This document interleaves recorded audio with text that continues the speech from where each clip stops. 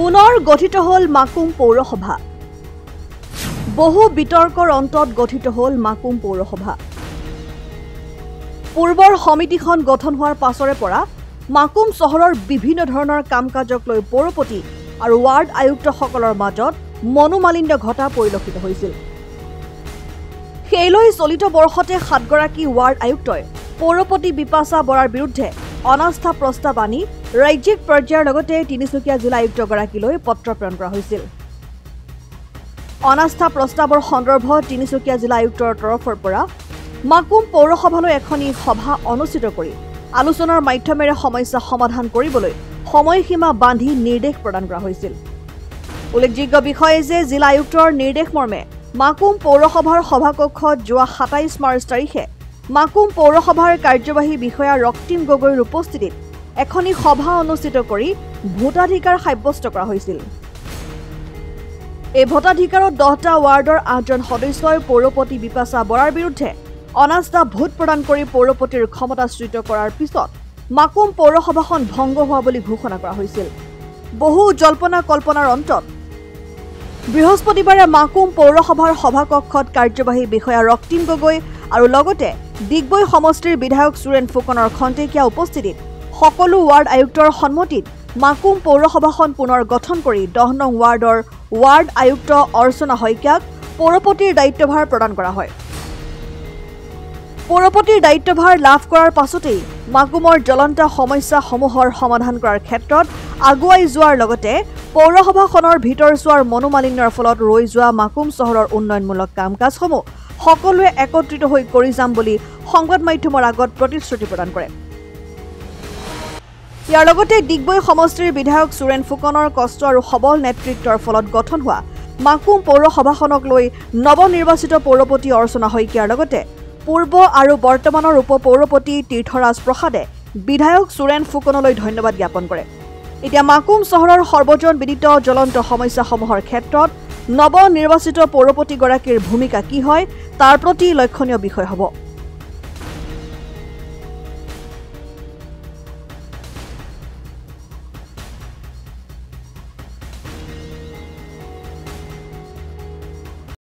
হয়, আজি আমাৰ মাকুম পৌৰসভাখন নতুনকৈ আমি গঠন কৰিছোঁ সকলোৱে মিলি। অনাগত দিনত আমাৰ মাকুমৰ যিখিনি সমস্যা আছে, এই নলা নৰ্দমাকে হওক বা যান জঁটৰ ক্ষেত্ৰতে হওক, সেইখিনি আমি সকলোৱে ইতিমধ্যে আলোচনা কৰিছোঁ। সেইখিনি আমি সমাধান কৰিবলৈ চেষ্টা কৰিম। মাকুমখনৰ মানে হয়, এতিয়া আমি আজিৰ পৰা যিহেতু নতুনকৈ বহিম, এইখিনি আমি সকলোৱে আলোচনা কৰিম। কেনেকৈ আমি মাকুমখন সুন্দৰ কৰিব পাৰোঁ, সেইটো আমাৰ লক্ষ্য থাকিব। সকলো ৰাইজৰ সমস্যাসমূহ সমাধান কৰিব লাগিব। আমাক জনসাধাৰণে বহুত আশাৰে আমাক ইলেকশ্যনত আমাক জয়যুক্ত কৰিছিলে। আমি ৰাইজৰ সেই আশাখিনি পূৰণ কৰিবলৈ আপ্ৰাণ চেষ্টা কৰিম। একেটাই প্ৰশ্ন, মানে আপোনালোকে 9জন আছে আমাৰ মাকুম, নিশ্চয় তেওঁ যদি আমাৰ ইয়াতে আমি হয় মিলি কৰিম। আগতো আমি মিলি মানে ফাৰ্ষ্ট টাইম আমি যেতিয়া আমাৰ বোৰ্ড গঠন হৈছিলে তেতিয়াও আমাৰ সেইটো লক্ষ্যই আছিলে যে আমি সকলোৱে মিলি আমি মাকুমখন সুন্দৰ কৰি তুলিম। কিন্তু পৰৱৰ্তী টাইমত আমাৰ যেতিয়া দিন বাগৰি গ'ল, 6 মাহমান ভালকৈ যোৱাৰ লগে লগে আমাৰ সকলো মানে খেলি মেলি হ'বলৈ ধৰিলে। সেই হেতুকে আমি অনাস্থা প্ৰস্তাৱ আনিলোঁ আৰু আজি আমি নতুনকৈ বোৰ্ড গঠন কৰিছোঁ। যিহেতু আমি আশা কৰোঁ ভৱিষ্যতৰ দিনত আমি সকলোৱে ভাল কাম কৰিবলৈ সক্ষম হ'ম। এইটো ক্ষেত্ৰত নাই, তেনেকৈ তেওঁ অসন্তুষ্টি প্ৰকাশ কৰা নাই। যিহেতু সকলোৰে মনত অকণমান দুখ লাগিবই। তেওঁ এই বোৰ্ডখন বহুত আশাৰে তেওঁ নিজে যিহেতু গঠন কৰিছিলে, সেইখন আজি এনেকুৱা পৰ্যায় পালেহি, সেইটো সকলোৱে দুখ লগাটো স্বাভাৱিক। যেহেতু 26 লগে আমাৰ MLA হৈ আছে, গতিকে এখেতৰ সহায়ৰ যুগ লাগিবই। আমি এখেতক লৈহে কিবা এটা থাকিলে আমি এখেতক জনাই পেলাই আৰু আমি মাকুমৰ উন্নতিটো কেনেকৈ কৰিব পাৰোঁ আৰু আপোনালোকৰো লাগিব আমাৰ ছাজেশ্যন। গতিকে আপোনালোক যদি কিবা থাকে আমাক ক'ব, অৱগত কৰাব, যাতে আমি কামবিলাক ধুনীয়াকৈ গোটেই টিম ৱাইজ কৰিব পাৰোঁ। ধন্যবাদ।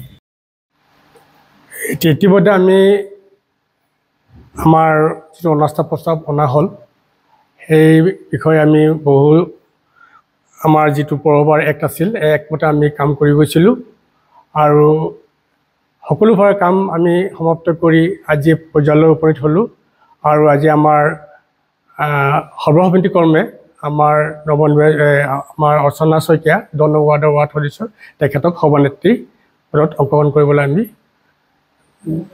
নষ্ট কৰিলোঁ। সভাপতি আমাৰ তীৰ্থৰাজ প্ৰসাদ ডাঙৰীয়া থাকিব। তেখেতৰ আমাৰ দলৰ ফালৰ পৰা এটা আমাৰ আদেশ দিছিল, সেইমতে তেওঁ থাকিব।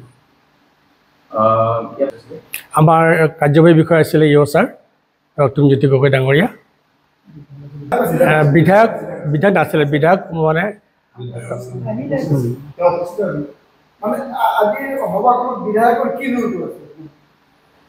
তেখেতে আমাৰ ওচৰলৈ আহিছিলে, আহি পেলাই আমাক বুজাই ক'লে আৰু অনাগত দিনত যেতিয়া আমাৰ পুৰণি পৌৰসভাখন ভালকৈ চলাই যাব লাগে আৰু ৰাইজ আৰু দলৰ হকে কাম কৰি যাবলৈ আমাক অনুৰোধ কৰে।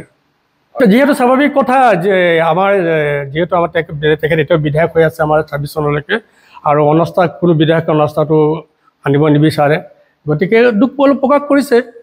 এইটো তেওঁলোক স্বাভাৱিক কথা আৰু তেখেতে যিখিনি কৰিলে আমি যিখিনি কাম কৰি গ'ল সেইখিনি কিছু যদি ভাল কাম কৰিছে আমি শলাগো লৈছোঁ আৰু কিছুমান মানে ঋণাত্মক কাম কৰি যিটো কাম কৰিলে তাৰ ফলত আজি অনাস্থ প্ৰস্তাৱ অনা হ'ল আৰু তেখেতকো আমি তেওঁৰ নিজৰ ৱাৰ্ড যিটো আছে 7 নং ৱাৰ্ড তেখেতৰ ৱাৰ্ডৰ হৈ আমাৰ লগতে মিলিজুলি কাম কৰি যাবলৈ আমি তেখেতক অনুৰোধ কৰিম।